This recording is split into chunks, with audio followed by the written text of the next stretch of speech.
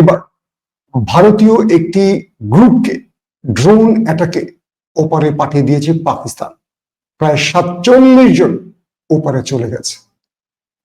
দ্বিতীয়ত হলো ভারতের এয়ারক্রাফট ক্যারিয়ার এবার করাচিতে আক্রমণের প্রস্তুতি নিলে পাকিস্তানের যুদ্ধ বিমান সেটিকে। আসসালামু আলাইকুম প্রদর্শক শ্রোতা, পাকিস্তানের সাথে পাঙ্গা নিয়ে ভারত আসলে ঠিক করেনি। ভারত তার নিজের ক্ষতি চাচ্ছে। এবার পাকিস্তানের সাথে পাঙ্গা নেওয়ার টের পেয়েছে ভারতে একই অঘটন ঘটিয়ে দিলেন পাকিস্তান। চলুন ভিডিওতে বিস্তারিত দেখে আসি। এবার ভারতীয় একটি গ্রুপকে ড্রোন অ্যাটাকে ওপারে পাঠিয়ে দিয়েছে পাকিস্তান। প্রায় 47 জন ওপারে চলে গেছে।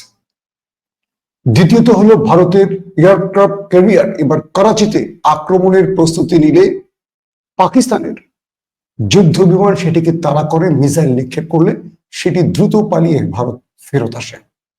3 নম্বর ব্রেকিং খবর হলো, নরেন্দ্র মোদী জরুরি বৈঠক শেষ করে তিনি যে বার্তা দিয়েছেন মিডিয়াতে, সেটা হলো আগামী কয়েক ঘন্টার মধ্যে যুদ্ধ বেঁধে যাচ্ছে।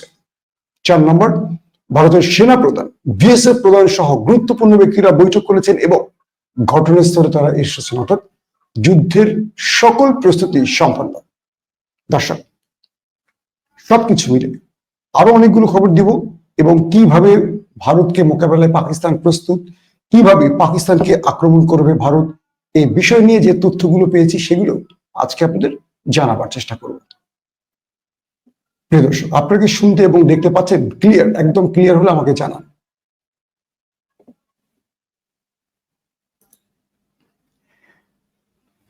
জি, এ আলিম এসকে শুনতে পাচ্ছেন? জি, বিডি ভিউজ 24, আলহামদুলিল্লাহ। মালয়েশিয়া থেকে দেখছেন অনেকে, ভারত থেকে দেখছেন। আমাকে এক ভারতের দর্শক প্রশ্ন করেছেন, আমি কোন পক্ষে যাব? আমার দেশ ভারত, কিন্তু হৃদয়ে আমার পাকিস্তান। অর্থাৎ মুসলিম একজন দর্শক।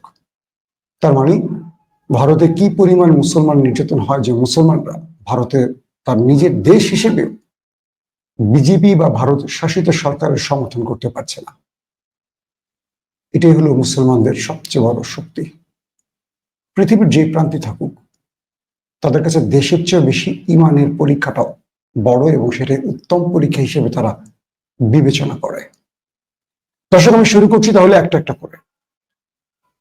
প্রথম যে খবরটি, আজকে দিনে প্রথম যে ভিডিওটি দিয়েছি সেখানে দেখেছেন ভারত এবং পাকিস্তানের মধ্যে এলওসি বরাবর ব্যাপক গোলাগুলি হয়েছে। ভারতের গণমাধ্যম বলছে প্রথম পাকিস্তান অ্যাটাক করে, ভারত পাল্টা জবাব দেয়। আর পাকিস্তানের গণমাধ্যম বলছে প্রথম ভারত আক্রমণ করলে, মানে চেকপোস্ট কেন্দ্রিক সীমান্ত অঞ্চলে এলওসি বরাবর আক্রমণ করে, তখন পাকিস্তান পাল্টা জবাব দিলে প্রায় 2 ঘন্টা ধরে এই সংঘর্ষ চলে। এরপর দুপক্ষ থেমে যায়। বলা হয় এই আক্রমণে পাকিস্তান, কিছু কিছু ভারতীয় গণমাধ্যম বলছে যে পাকিস্তান তারা এন্টি ট্যাঙ্ক মিসাইল নিক্ষেপ করেছে। অর্থাৎ সীমান্ত লাগোয়া যদি ভারতের কোনো ট্যাঙ্ক সেট করা থাকে, সেই ট্যাঙ্ককে টার্গেট করে বড় ধরনের আক্রমণ করেছে। 1 ডজন চেকপোস্ট, ভারতীয় চেকপোস্টকে উড়িয়ে দিয়েছে পাকিস্তান এবং বেশ কজন গুরুতর আহত হয়েছে, এই পর্যন্ত খবর পাওয়া গেছে। তবে ভারত এখনো দাবি করেনি যে তারা পাকিস্তানে আক্রমণ করে কোনো ক্ষয়ক্ষতি করতে পেরেছে। তবে পাকিস্তানের বেশ কজন সাংবাদিক জানিয়েছে প্রথমে পাকিস্তান হালকা মেশিন ব্যবহার করে, বন্দুক, এরপর ভারী অস্ত্র ব্যবহার করে এবং তারা এন্টি ট্যাঙ্ক মিসাইল নিক্ষেপ করে, যার ফলে বেশ কিছু সামরিক ট্যাঙ্ক ধ্বংস হয় এবং চেকপোস্ট, 1 ডজনের মতো ভারতীয় চেকপোস্ট উড়ে যায়। দর্শক, দ্বিতীয় যে গুরুত্বপূর্ণ খবরটি এসছে সেটি হলো ভারতের ভেতরে, ভারত থেকে সশস্ত্র সংগঠন মানে সন্ত্রাসীদের পাকিস্তানে পুশিং করার একটা চেষ্টা করা হয়। আপনারা জানেন যে ভারতের মধ্যে এরকম সংগঠন আছে, পাকিস্তানেরও আছে। 2 দেশের গোয়েন্দা সংস্থাগুলো এরকম অনেক সশস্ত্র সংগঠন পালে এবং এদের কাজ হলো, ভারতের এজেন্সির কাজ পাকিস্তানকে একটা চাপে রাখা বা পাকিস্তানের মধ্যে তাদের মিশন বাস্তবায়ন করা, আর পাকিস্তানের এজেন্সির কাজ হলো ভারতের মধ্যে এই কাজগুলো করা। তো এই দুটো দেশের এজেন্সি মূলত এই কাজগুলো তারা প্রায়শই করে থাকে। এই জন্য একে অপরের দেশে মানে একে অপরকে সবসময় দায়ী করে থাকে। যেমন ধরেন সম্প্রতি পাকিস্তানের যে ট্রেন ছিনতাইয়ের ঘটনাটি ঘটলো পেশোয়ার থেকে গিলগিট বালুচিস্তান থেকে পেশোয়ার যাওয়ার পথে কোয়েটাতে, তো সেখানেও পাকিস্তান দায়ী করেছে ভারতের গোয়েন্দা সংস্থা রকে। আবার এবার পাকিস্তান যেটা পেহেলগাঁওতে হয়েছে কাশ্মীরের, এটার জন্য ভারত দায়ী করেছে পাকিস্তানের আইএসআইকে। এটা তাদের পাল্টাপাল্টি একটা চলে। কিন্তু নতুন করে অর্থাৎ পাকিস্তানকে পেহেলগাঁওর ঘটনাতে একটা শিক্ষা দেওয়ার জন্য প্রথম ভারত যে খেলাটি খেলতে চেয়েছিল, তারা সীমান্ত অঞ্চল থেকে একটা সশস্ত্র সংগঠন বা জঙ্গি গ্রুপকে পাকিস্তানে পুশিং করে। 50 জনের মতো সন্ত্রাসী প্রবেশ করে। তাদের টার্গেট হবে যে পাকিস্তানের ভেতরে ঢুকে হত্যাযজ্ঞ চালাবে। তারা ভারী অস্ত্র শস্ত্র নিয়ে প্রবেশ করে। তো এই বিষয়টি ভারত বুঝতে পারেনি যে পাকিস্তান পুরো সীমান্ত জুড়ে কঠোর নিরাপত্তা বলয় তৈরি করে রেখেছে। তো এই বিষয়টি টার্কি যে ড্রোনের কথা আপনাদেরকে বলেছি, বাইরাক্তার TB2, তো পেহেলগাঁওর ঘটনার পর থেকে 24 ঘন্টা টার্কিশ ড্রোন এখন বিশেষ জায়গায় বসে আছে। তারা তুরস্কের যে ড্রোনগুলো পাকিস্তানে রয়েছে, এগুলো নিরবিচ্ছিন্নভাবে সীমান্ত অঞ্চল ছুটে বেড়াচ্ছে। এবং ভারত কি কি করছে, ইভেন বলা হচ্ছে যে ভারতের সীমানায় ঢুকে গেছে এবং ভারতের প্রস্তুতির সকল খবর পাকিস্তান অগ্রিম নিচ্ছে এই ড্রোনের মাধ্যমে। তো পাকিস্তানের যখন রাতে এই সশস্ত্র সংগঠনকে ঢুকিয়ে দেয়া হয় পাকিস্তানের সীমান্ত দিয়ে, তখন টার্কিশ এই বাইরাক্তার TB2 ড্রোন নিখুঁতভাবে গভীর রাতের ইমেজ পাকিস্তানের সেনাবাহিনী কন্ট্রোল রুমে প্রকাশ করে যে 50 জন সশস্ত্র মানে কি বলবো সন্ত্রাসী পাকিস্তানে প্রবেশ করেছে। এরপর পাকিস্তান যে কাজটি করে, এই 50টিকে টার্গেট করে সেই ড্রোন থেকে অ্যাটাক করে। 47 জন একদম স্পটে ছাতু হয়ে যায়। 3 জন বেঁচে যায়। এই 3 জনকে পরবর্তী গ্রেফতার করে সীমান্তে থাকা পাকিস্তানের জওয়ানরা। এবং এই 3 জনের কাছ থেকে পাকিস্তান গুরুত্বপূর্ণ নথি পেয়েছে, তথ্য পেয়েছে। এটি হলো পাকিস্তানের যুদ্ধ শুরু হওয়ার আগে সবচেয়ে বড় সাকসেস। এই 50 জন যদি ঢুকতে পারতো গভীর রাতে পাকিস্তানের ভেতরে, তারা একটা বড় রকম মেচাকার চালাতো। তাদেরকে সেই রকম অস্ত্র দেওয়া হয়েছে। অর্থাৎ পেহেলগাঁওতে যারা অ্যাটাক করেছে 26 জন বা 35 জন, যেটাই শুনি, নিহত হয়েছে, এর চেয়ে বড় ক্যাজুয়ালিটি করার পরিকল্পনা ছিল সেই সন্ত্রাসীদের। এবং তাদেরকে পেছন থেকে অর্থায়ন, অস্ত্র দেওয়া সব কাজগুলি করে ভারতের ইন্টেলিজেন্স, এমনটি দাবি করছে পাকিস্তান।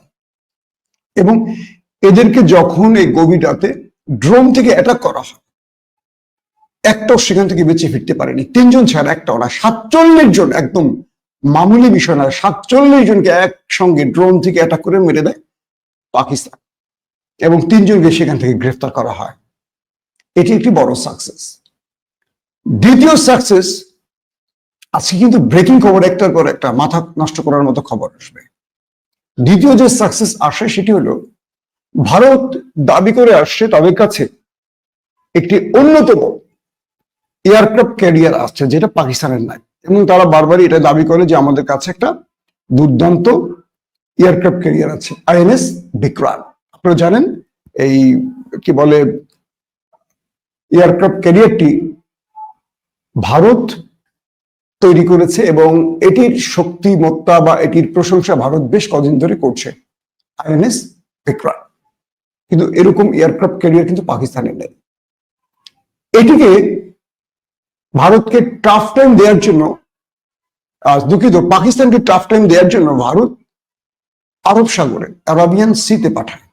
কারণ এই অঞ্চল থেকে সহজে পাকিস্তানের কি বলবো বাণিজ্যিক নগরী করাচিকে টার্গেট করা যায়। অর্থাৎ আরব সাগর যে অঞ্চলটাতে INS বিক্রান ওয়েট করছিল বা দাঁড়িয়েছিল, সেখান থেকে আপনার করাচি কাছে, মানে করাচিতে এখান থেকে তার লেন্থের মধ্যে পড়বে আক্রমণের। এবং ভারতীয় গণমাধ্যম বলছিল করাচিকে টার্গেট করার জন্য INS বিক্রান এখন প্রস্তুত, সীমান্ত অঞ্চলে প্রস্তুত, S-400 এবং আক্রমণের প্রথম সারিতে থাকবে রাফায়েল। এগুলো ভারতের গণমাধ্যম প্রতিদিনই বলছে, দেখবেন দম ফাটানো, এই যে মলম বিক্রেতারা যে টাইপের ভিডিও করে সেই টাইপের বক্তব্য আসছে।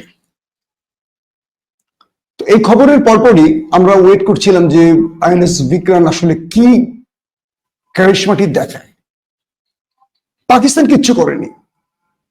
পাকিস্তান কি করছে, তাদের JS-17 থান্ডার আস্তে করে আরব সাগরে পাঠায় দিচ্ছে, আর সেখানে চীনের মিসাইল সেট করে দিয়েছে। বুঝতে পারছেন, সেটি হলো 15, ওদের এটা কি বলে, PL-15 মিসাইল। যখন পাকিস্তানের 17 থান্ডার আরব সাগরে প্রবেশ করে, পাকিস্তানের করাচি থেকে এটি মুভ করে, তখন ভারতের সেনারা দেখতে পায়, মানে এয়ারক্রাফট ক্যারিয়ার থেকে দেখতে পাচ্ছে সেই ভয়ঙ্কর যুদ্ধ বিমান থান্ডার বিকট শব্দে বিকট স্পিডে মুভ করছে, এবং ওইটার কি বলে এয়ারক্রাফট ক্যারিয়ারটার উপরে দুইটা রাউন্ড দেয়। এরপরে করে কি ভারত সেখান থেকে মিসাইল পরীক্ষা চালায়, এয়ারক্রাফট ক্যারিয়ার থেকে মিসাইল পরীক্ষা চালায়, যাতে পাকিস্তান ভয়ে পালিয়ে যায়। যখনই একাধিক মিসাইল আরব সাগরে আইএনএস বিক্রান্ত পরীক্ষা চালায়, পাকিস্তান করে কি সঙ্গে সঙ্গে তারং সার্ফেস টু সার্ফেস মিসাইল পরীক্ষা চালায়। কিছু সূত্র বলছে এরপরে বিক্রান্তে আগুন ধরে যায়, মানে তাদের এয়ারক্রাফট ক্যারিয়ারে আগুন ধরে যায়। তবে এটার নির্ভরযোগ্য তথ্য এখনো আমি ভারতীয় কোনো গণমাধ্যমে পাইনি, যদিও ভারত ইসরায়েলের মতো অনেক তথ্য গোপন করে, বাট এটা আমাকে কিছু সূত্র বলেছে। আমি কিন্তু আপনাদেরকে বলে দিব যে কোনটা কোত্থেকে পেয়েছি। কিছু সূত্র, মানে পাকিস্তানের বেশ কয়েকজন সিনিয়র সাংবাদিক, তারা ফালতু খবর দেয় না, তারা খুব নির্ভরযোগ্য ব্যক্তি, খুব সিনিয়র বয়সের এবং বড় বড় গণমাধ্যমে কাজ করা। আমার একটা সুবিধা কি, আমি ভারত পাকিস্তানে আমার প্রচুর বন্ধু আছে সাংবাদিক। যখন আমি দেশের বাইরে সাংবাদিকতা করেছি, আন্তর্জাতিক গণমাধ্যমের সাথে কাজ করেছি, তো আমার অনেক বন্ধু তৈরি হয়েছে, যাদের কাছ থেকে আমি অনেক ভেতর তথ্য সংগ্রহ করতে পারি। টিভি দেখে দেখে নিউজ করা লাগে না। সেই জন্য দেখবেন যে অনেক সময় আমি যে তথ্যগুলো আজকে দিয়েছি, দুদিন পর হয়তো আমাদের টেলিভিশনে আপনারা পেয়েছেন। এটা আজারবাইজান আর্মেনিয়ার ক্ষেত্রে হয়েছে, এটা ফিলিস্তিনের ক্ষেত্রে আপনারা দেখেছেন। অনেকেই বলেছেন মাসুম ভাই আপনি কি খবর দিচ্ছেন, কোনো মিডিয়াতে দেখিনি। আবার অনেকেই বলছেন ভাই আপনি আজকে যে খবরটা দুদিন পরে টেলিভিশনে পাওয়া যায়। এই সুবিধাটা আমি কাজে লাগাই। তো যেটা হয়েছে যে পাকিস্তানের কিছু সংবাদ কর্মী আমাকে বলল, প্রথমে আইএনএস বিক্রান্ত তারা কিছু মিসাইল পরীক্ষা করে আরব সাগরে, অর্থাৎ পাকিস্তানকে একটা আতঙ্ক সৃষ্টির জন্য। তো পাকিস্তান যে ওই যে ওদের টহল দিয়ে আসলো 17 থান্ডার দিয়ে, তারপরে কি করে, তারা করে কি সার্ফেস টু সার্ফেস মিসাইল পরীক্ষা চালায়। একটি সূত্র বলছে যে আগুন ধরে গেছে বিক্রান্তে, তারপর দ্রুত বিক্রান্ত সেখান থেকে পালিয়ে ভারতের চলে যায়, এবং ভারতে এই মুহূর্তে তার বন্দরে গিয়ে সেটি ভিড়েছে। এই খবরটি আমাকে দিয়েছে পাকিস্তানের একজন সাংবাদিক। তবে আগুন লাগার ঘটনাটি এখন আমি কনফার্ম না, এটি হয়তো বা কয়েক ঘন্টার ব্যবধানে জানতে পারবো। বাট সে এয়ারক্রাফট ক্যারিয়ার পালিয়ে যায়, যারা করাচিকে টার্গেট করতে সাগরে এসেছিল, তারা সাগরে নেই, তারা বাড়ি ফিরে গেছে। এই খবরটি নিশ্চিত করেছে পাকিস্তানের বেশ কয়েকজন সাংবাদিক। আরেকটি খবর হলো, নিউ ইয়র্ক টাইমসের এক প্রতিবেদনে বলা হয়েছে যে ভারতীয় সশস্ত্র বাহিনীর প্রস্তুতি অপর্যাপ্ত। এটি বলছে মার্কিন একটা খুব গুরুত্বপূর্ণ গণমাধ্যম নিউ ইয়র্ক টাইমস। তারা বলছে ভারতীয় সশস্ত্র বাহিনীর প্রস্তুতি অপর্যাপ্ত। আধুনিক সমরাস্ত্রের স্বল্পতা সহ নানাবিধ কারণে ভারতের সশস্ত্র বাহিনী পাকিস্তানের বিরুদ্ধে কার্যকর যুদ্ধ করতে বা লড়তে সক্ষম নয়। আপনারা যদি এই বিষয়টি বিশ্বাস না করেন, নিউ ইয়র্ক টাইমসের প্রতিবেদনটি দেখে নিতে পারেন। বিষয়টা হলো কি,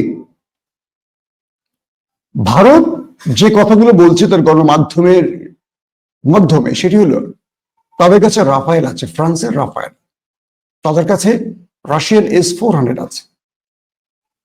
আর সবচেয়ে বড় জিনিস হলো, আমি আমার এই ভিডিওতে আজকে দুটো দেশের সামরিক শক্তির পরিসংখ্যানটা আপনাদের জানিয়ে দিব শেষের দিকে। আগে তথ্যগুলো দিয়ে কোন দেশের সামরিক শক্তি কত ডিটেল আমি আপনাদেরকে বলে দেব। সেখানে বুঝবেন যে সামরিক শক্তিতে পাকিস্তানের চেয়ে ভারত অনেক এগিয়ে। কিন্তু এই এগিয়ে থাকাটাই সব শেষ নয়, সেটা নিয়েও বলবো। এখন যে বিষয়টি তৈরি হয়েছে যে ভারত তারা যুদ্ধটা শুরু করবে ঘোষণা দিয়ে দিয়েছে। ইতিমধ্যে ভারতের হাসপাতালগুলোকে জরুরি অবস্থার মধ্যে রাখা হয়েছে, মানে একদম হাই অ্যালার্ট রাখা হয়েছে। সামরিক বাহিনী হাই অ্যালার্ট, নৌবাহিনী হাই অ্যালার্ট, বিমান বাহিনী high alert, BSF high alert, মানে স্বরাষ্ট্র দপ্তর হাই অ্যালার্ট। এবং সীমান্ত ঘেঁষে পাকিস্তান এবং ভারত সীমান্ত ঘেঁষে সকল অঞ্চলের লোকদেরকে সরিয়ে ফেলা হয়েছে। বাংকারে পরিপূর্ণ অস্ত্র খাদ্য, কারণ এখান থেকে লড়াইটা দীর্ঘদিন হয়তো বা করতে হতে পারে। একটা লম্বা প্রস্তুতি নিচ্ছে ভারত। আজকে নরেন্দ্র মোদী জরুরি বৈঠক শেষে ঘোষণা দিয়েছেন, আমরা অল্প সময়ের ব্যবধানে পাকিস্তানকে উচিত শিক্ষা দিতে যাচ্ছি। আমরা আমাদের পেহেলগাঁওর ভাইদের রক্তের বদলা নিতে যাচ্ছি। নরেন্দ্র মোদী বলেছেন, পেহেলগাঁওতে যারা নিহত হয়েছেন তাদের স্বজনদেরকে আমরা বলতে চাই, আমরা প্রতিশোধ নেব এবং অল্প সময়ের ব্যবধানে নেব। এবং আমরা শুধু যারা আক্রমণ করেছে তাদেরকেই শেষ করব না, যারা পেছন থেকে ব্যাক করেছে, যারা পেছন থেকে এদেরকে এই আক্রমণে উৎসাহিত করেছে বা সাহায্য করেছে, তাদেরকেও শেষ করে দেব। ভালো করে খেয়াল করবেন, নরেন্দ্র মোদীর হিন্দি অনুবাদটা বাংলায় করছে একদম সরাসরি। আমরা কেবল সন্ত্রাসীদেরই শেষ করব না, যারা পেছন থেকে অর্থাৎ পাকিস্তানকে ইঙ্গিত করছেন। এবং নরেন্দ্র মোদী এটিও বলেছেন, ভারত এবার যে আক্রমণটি করবে শত্রুরা বুঝবে এটি তাদের জন্য জীবনের সবচেয়ে বড় আঘাত, এবং ভারত এবার সবচেয়ে ভয়ঙ্কর আঘাতটি করবে শত্রুকে, মানে পাকিস্তানকে। এবং তাদেরকে বুঝিয়ে দেয়া হবে যে তাদের এই অপরাধের শাস্তি কত। ইতিমধ্যে এফবিআই পক্ষ থেকে একটি স্টেটমেন্ট আসছে, তারা ভারতের উদ্দেশ্য করে বলেছে, ভারতকে যে কোনো সহযোগিতা যারা করবে সন্ত্রাসী নির্মূলের, পশ্চিমারা তো সন্ত্রাসী একটা তকমা দিয়ে পৃথিবীতে অনেক দেশে যুদ্ধ করে, আফগানিস্তানে করেছে, ইরাকে করেছে, এরকম সব জায়গায়, এবং সিরিয়াতেও করেছে। এরকম একটা ইঙ্গিত দিয়েছে মার্কিন এফবিআই প্রধান। তিনি বলেছেন যে আমরা ভারতের পাশে আছি সন্ত্রাস নির্মূলে, অর্থাৎ পেহেলগাঁওর যে ঘটনা ঘটেছে সেই সন্ত্রাসী কর্মকাণ্ডের বিরুদ্ধে মার্কিন অবস্থান আগের মতোই থাকবে, এমন একটা স্টেটমেন্ট পাওয়া গেছে।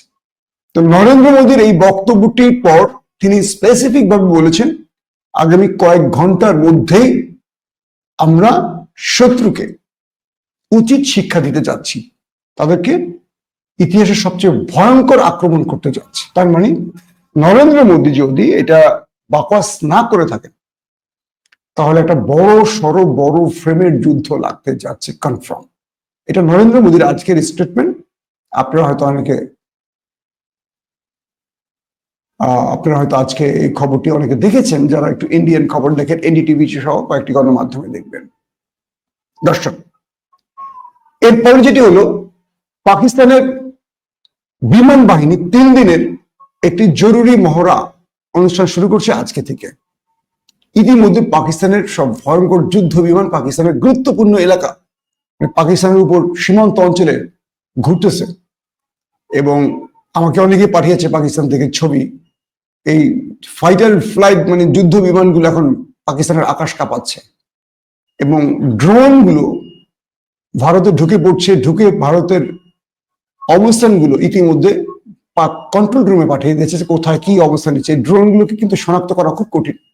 আপনারা জানেন যে রাশিয়ার মতো দেশকে নাকানি চুবানি খেয়ে দিয়েছিল আর্মেনিয়া তার্কিশ এই ড্রোন দিয়ে। এই ড্রোনগুলো এখন গেম চেঞ্জার হবে পাকিস্তানের জন্য। এবং আমি গত 2 দিন আগে আপনাদেরকে বলেছি যে ভারতের হাতে রাশিয়ান যে S-400, এই S-400 কে বোকা বানানোর প্রশিক্ষণটা চীনের কাছ থেকে নিয়েছে কে? পাকিস্তান। যুদ্ধটা মূলত পাকিস্তান চাচ্ছে এক ফরম্যাটে, ভারত চাচ্ছে আরেক ফরম্যাটে। পাকিস্তানের যুদ্ধটা খেলতে যাচ্ছে আকাশে। তারা অধিকাংশ ক্ষেত্রে আকাশ, যেটা আর্মেনিয়া আজারবাইজানে হয়েছে, আর্মেনিয়াকে সাইজ করছে আজারবাইজান কেবল আকাশ থেকে। পাকিস্তান মূলত এটা চাচ্ছে, তাই 3 দিনের তারা বিমান বাহিনীর জরুরি মহড়া শুরু করেছে। এবং সর্বোচ্চ প্রস্তুত এই মুহূর্তে সেনাবাহিনী, মানে পাকিস্তানের সশস্ত্র বাহিনী, নৌবাহিনী, বিমান বাহিনী, তাদের সকল বাহিনী। বলা হচ্ছে ভারতকে যে কোনো জবাব দিতে তারা প্রস্তুত। আসেন আমরা একটু জানি যে এই দুই দেশের মধ্যে সামরিক শক্তিতে আসলে কারা এগিয়ে এবং কারা পিছিয়ে। প্রিয় দর্শক, গ্লোবাল ফায়ার পাওয়ারের 2025 সালের রিপোর্ট অনুযায়ী সামরিক শক্তির নিরিখে বিশ্বের চতুর্থ দেশ, যার নাম ভারত। আর পাকিস্তানের অবস্থান 12তম। এটা শুনে আপনাদের হয়তো মন খারাপ হয়ে যেতে পারে, কোথায় 4 কোথায় 12। তবে তাকাতে হবে কোথায়, রাশিয়া ইউক্রেনে। কোথায় রাশিয়া কোথায় ইউক্রেন। এবং এই যুদ্ধে ইউক্রেন ক্ষতিগ্রস্ত হয়েছে ঠিক আছে, রাশিয়ার ব্যাপক ক্ষতি করেছে। আপনারা কল্পনা করতে পারবেন না যে যেন রাশিয়াকে চীন থেকে, কোরিয়া থেকে, অনেক জায়গা থেকে সেনা ভাড়া করতে হয়েছে। রাশিয়ার হাজার হাজার সেনা মারা গেছে এই যুদ্ধে। যুদ্ধ সংখ্যা দিয়ে না, টেকনিক, পরিকল্পনা এবং আধুনিক অস্ত্র। এখন যুদ্ধটা স্থলবাহিনী ঢুকে বন্দুক দিয়ে গুলি করে না, ঘরে বসে যুদ্ধ হয়। আর গ্লোবাল ফায়ার পাওয়ার সূচকে ভারতের পয়েন্ট 0.1184। দেশটির মোট সক্রিয় সৈন্য, মানে ভারতের কথা বলছি, 14,55,000। তবে বিশ্বের সবচেয়ে বেশি জনসংখ্যা রয়েছে এই দেশে। ভারতের মোট জনসংখ্যা 140 কোটি। ফলে এই দেশের রিজার্ভ সেনা সংখ্যা আকারে অনেক বেশি। ভারতে অনেক রিজার্ভ সেনা রয়েছে। অপরদিকে পাকিস্তানের সৈন্য সংখ্যা 9,35,800। রিজার্ভ সেনা 2,82,000। পাকিস্তানের কথা বলছি। এই রিপোর্ট অনুযায়ী ভারতের ট্যাঙ্ক রয়েছে 4,201টি। পাকিস্তানের রয়েছে 2,000, দুঃখিত আমি কি ভুল বললাম, ভারতের ট্যাঙ্ক রয়েছে 4,201টি, পাকিস্তানের রয়েছে 2,627টি। ভারতের মোট এয়ারক্রাফট রয়েছে 2,229টি। অপরদিকে পাকিস্তানের রয়েছে 1,399টি। যুদ্ধ বিমান ভারতের রয়েছে 513টি, পাকিস্তানের রয়েছে 328টি। ভারতের হেলিকপ্টার রয়েছে 899টি, পাকিস্তানের রয়েছে 373টি। অ্যাটাক হেলিকপ্টার রয়েছে ভারতের 80টি, পাকিস্তানের 57টি। বিশ্বের যেসব দেশ পারমাণবিক অস্ত্রের সংখ্যা বাড়াচ্ছে তাদের মধ্যে পাকিস্তান এবং ভারত দুটো দেশই এগিয়ে রয়েছে। অর্থাৎ তারা যে পারমাণবিক অস্ত্র আগে বানিয়েছে সেটাকে তারা আরো এগিয়ে নিয়েছে সংখ্যাটা। তো বর্তমানে যেটা মার্কিন একটি গবেষণা প্রতিষ্ঠান, তারা বলেছে যে, মানে যুক্তরাষ্ট্রের গবেষণা সংস্থা ফেডারেশন অফ আমেরিকান সায়েন্টিস্ট, সেখান থেকে বলা হয়েছে ভারতের ঘরে রয়েছে 180টি পারমাণবিক অস্ত্র, আর পাকিস্তানের অস্ত্রাগারে রয়েছে 170 থেকে 175টি, অর্থাৎ 170 থেকে 75টি। সার্বিকভাবে বোঝা যাচ্ছে শক্তির দিক থেকে ভারতীয় সেনাবাহিনী বলি, অস্ত্র বলি, ট্যাঙ্ক বলি, আর্টিলারি বলি, সবকিছু ভারত এগিয়ে। কিন্তু সবচেয়ে বড় কথা হলো এই যুদ্ধটা হয় মনস্তাত্ত্বিক। এই যুদ্ধটা হয় কেবল সংখ্যা বিবেচনা না, এই যুদ্ধটা হয় সামরিক শক্তি বা সামরিক বাহিনীর মনোবল।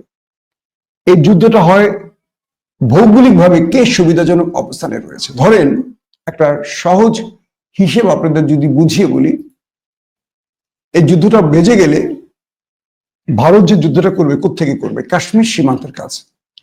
কাশ্মীরের 90% মানুষ পাকিস্তানকে সমর্থন করে, তার মানে পুরো বেনিফিটটা পাকিস্তান পাবে। পাকিস্তান চাইলে অনায়াসে কাশ্মীরিদের কাছে গোপনীয় অস্ত্র ঢুকিয়ে দিতে পারবে। পাকিস্তানিরা চাইলে এই যুদ্ধে কাশ্মীরিদেরকে যদি সিগন্যাল দেয় যে তোমরা মাঠে নেমে পড়ো, কাশ্মীরিরা নেমে যাবে। তখন ভারতের জন্য খুব কঠিন হয়ে যাবে সিচুয়েশনটা, কারণ নিজের ঘরের লোকেরা তাদের বিরুদ্ধে দাঁড়াবে। ভারত কজনকে মারবে কাশ্মীরের বলেন? 6 লক্ষ সেনা রয়েছে কাশ্মীরের। ভারতের এমন কোনো প্রদেশ বা অঙ্গরাজ্য রয়েছে যেখানে এত সেনা রয়েছে? তার মানে ভারত কাশ্মীরকে বিশ্বাস করে না, এবং তারা জানে এই কাশ্মীরের জনগণ 90% তাদেরকে সমর্থন করে না, করে পাকিস্তানকে বা যারা মুসলিম। যদিও স্বায়ত্তশাসন বাতিল করে সেখানে 80,000-এর মতো হিন্দুদের প্রবেশ করিয়েছে নরেন্দ্র মোদী। সকল কিছু বিবেচনা করে আপনারা যে বিষয়টি বুঝতে পারছেন, সামরিক পরিসংখ্যানে কিছু না। যুদ্ধ বিমান যদি ধরেন রাফায়েলের কথা বলি, রাফায়েলকে ট্যাকেল করার জন্য পাকিস্তান তাদের 17 থান্ডার যে 17 থান্ডারকে প্রস্তুত করেছে এবং তারা ব্যবহার করবে PL-15 মিসাইল, এবং তারা বলছে এই মিসাইল এতটা পারফেক্ট যে এটি ধরেন ভারত থেকে যে মিসাইল নিক্ষেপ করা হবে পাকিস্তানকে টার্গেট করে মিসাইল, এই PL-15 এটি অটোমেটিক টের পাবে। টের পাওয়ার পর এরা 200 থেকে 300 কিলোমিটারের মধ্যে শত্রুর মিসাইলকে ধ্বংস করে দেবে, এন্টি মিসাইলের কাজটা করবে। উদাহরণ দিয়ে বলি, ধরেন ভারতের কোনো একটি যুদ্ধের অঞ্চল থেকে পাকিস্তানের করাচিকে টার্গেট করা হলো বা লাহোরকে টার্গেট করা হলো, এই মিসাইলটি যেটি কথা বললাম PL-15 এটি কি করবে, অটোমেটিক মুভ করবে পাকিস্তানের সীমারেখার ঢোকার আগেই 200 কিলোমিটারের আগেই ভারতের সীমায় ঢুকে মিসাইলটাকে উড়িয়ে দিবে, মানে ধ্বংস করে দেবে। তার মানে পাকিস্তান তার ভূমিকে নিরাপদ রাখার জন্য এই মিসাইলটিকে ব্যবহার করবে, নাম্বার 1। নাম্বার 2, পাকিস্তানের রয়েছে surface two surface missile, air missile. এই মিসাইলগুলোর কাজ কি, পাকিস্তানের ভূমি থেকে মানে মাটি থেকে এটা আকাশে চলে যাবে, ধরেন মহাশূন্যের দিকে মুভ করবে, তারপর সেটা ভারতের টার্গেটে মুভ করবে। ইরানের ব্যালিস্টিক মিসাইল দেখছেন না, তারপর যে টার্গেট সিলেক্ট করে দেওয়া হবে নেভিগেশনের মাধ্যমে, যেটা অমুক জায়গায় পড়তে হবে ঠিক অমুক জায়গায় পড়বে। এখন ধরেন S-400 ভারতের আছে, ভারতের কাছে ধরেন আরো আধুনিক অস্ত্র আছে, কিন্তু এই S-400 থাকার পরও তো রাশিয়ার গুরুত্বপূর্ণ পারমাণবিক কয়েকটা জায়গায় ইউক্রেন অ্যাটাক করছে না, করছে কিনা? ইউক্রেন কিন্তু রাশিয়ার অনেক ক্ষতি করছে শেষের দিকে, অথচ রাশিয়ার কাছে S-400 না, রাশিয়ার কাছে S-500 আছে। নাম্বার 2, ভারতের প্রতি স্টেপ মোকাবেলার জন্য পাকিস্তান তারাও পরিকল্পনা সাজিয়ে রেখেছে, কোনটাকে কিভাবে তারা মোকাবেলা করবে, প্রতিটা ধাপ তারা সেভাবে তৈরি করেছে। এখন এই লড়াইটা আসলে বেঁধে গেলে সবচেয়ে ভয়ের কাজ হলো পারমাণবিক অস্ত্র ব্যবহার, ওয়ারহেড ব্যবহার। কোনো একটি দেশ যদি বুঝে যায় যে আমরা ভয়াবহ পরাজয়ের মুখে, আমাদের বাঁচার কোনো সুযোগ নেই, তখন পারমাণবিক অস্ত্র ব্যবহার করে বসতে পারে। ইতিমধ্যে ভারতের নরেন্দ্র মোদীর বক্তব্যে বোঝা যাচ্ছে তারা আজাদ কাশ্মীর, গিলগিট বালুচিস্তান টার্গেট করেছে। অর্থাৎ আপনাদের মনে আছে যে এটি পাকিস্তান এবং ভারতের একটা যুদ্ধ হয়েছিল, সেই যুদ্ধে এটাকে আমরা কি বলতে পারি 47-এ না, এটা বোধ হয় 47-এ যে যুদ্ধটা হয়, তাদের যেই কাশ্মীরটাকে যেভাবে তারা টার্গেট করে নিয়ে যায়, মুসলিম অধ্যুষিত কাশ্মীরকে একজন ভারতীয় রাজার মাধ্যমে তারা কেড়ে নিয়েছিল। তো সেই সময়টিতে এই দুই দেশের মধ্যে একটা যুদ্ধ হয়। আমি ভারত পাকিস্তানের যুদ্ধ নিয়ে আগামীকালকে একটা ভিডিও দিব আপনাদের, কতবার কিভাবে যুদ্ধ হয়েছিল। তো সেই সময় পাকিস্তান কিন্তু প্রথম অ্যাটাকটি করেছিল কাশ্মীরের এই টার্গেট করে। তো সেই সময় এই দুটো দেশের মধ্যে একটা সীমারেখা ব্রিটিশরা আবার এসে তৈরি করে দিয়ে যায়। হ্যারল্ড তার নাম, উইলস কি হ্যারল্ড উইলস এরকম একটা নাম, ভদ্রলোকের নাম। তো উইলসন, হ্যারল্ড উইলসন, তিনি 68-তে এসে এটা নিষ্পত্তি করেন, 1968-তে এসে। সে সময় আজাদ কাশ্মীর এবং গিলগিট বালুচিস্তান পাকিস্তানের অঞ্চলে পড়ে, জম্মু কাশ্মীর পরে ভারতের অংশে, কিন্তু পুরোটাই পাকিস্তানের দাবি ছিল, কারণ পুরোটাই মুসলিম অঞ্চল, কারণ ধর্মের ভিত্তিতে রাষ্ট্রটা ভাগ হয়েছিল। কিন্তু ওই যে বললাম দুষ্ট ভারতের রাজা, যেটা কাশ্মীরের দায়িত্ব ছিল শেখ হাসিনার মতো হরি সিং, ওই বেটা ভারতের সাথে যোগ দেওয়ার কারণেই এই দ্বন্দ্বটা সৃষ্টি হয় এবং আজ পর্যন্ত এখানে বহু মানুষের প্রাণ যায়। তো বিষয়টা হলো যে পাকিস্তানকে শুধু যুদ্ধে আনতে চাচ্ছে না ভারত, তাদের টার্গেট এই যুদ্ধের মাধ্যমে। নরেন্দ্র মোদী বলেছেন যে আমরা পাকিস্তানের আজাদ কাশ্মীর এবং গিলগিট বালুচিস্তান আমাদের সাথে অংশটা আমাদের সাথে যোগ করব এই যুদ্ধের মাধ্যমে। তার মানে এই যুদ্ধটা নিছক যুদ্ধ নয়। পেহেলগাঁওতে যা ঘটেছে এটা নেপথ্যে নরেন্দ্র মোদীর একটা ইচ্ছা আছে, কি আজাদ কাশ্মীর, গিলগিট বালুচিস্তান দখল। তাই পাকিস্তান এই যুদ্ধের সর্বোচ্চ লড়াইটা করবে, এবং যদি পাকিস্তানের মনে হয় তারা হেরে যাচ্ছে, আল্লাহ ভালো জানে পারমাণবিক অস্ত্রের ব্যবহার হতে পারে। কারণ আজাদ কাশ্মীর এবং গিলগিট বালুচিস্তান হাতছাড়া হয়ে গেলে পাকিস্তানের অস্তিত্ব থাকবে না। দর্শক, আজকের মতো বিদায় নিচ্ছি। প্রত্যেকে ভালো থাকবেন। আল্লাহ হাফিজ। দর্শক শ্রোতা, এই বিষয়ে আপনার মতামত কমেন্ট বক্সে লিখবেন। আজকে এই পর্যন্তই। আল্লাহ হাফেজ।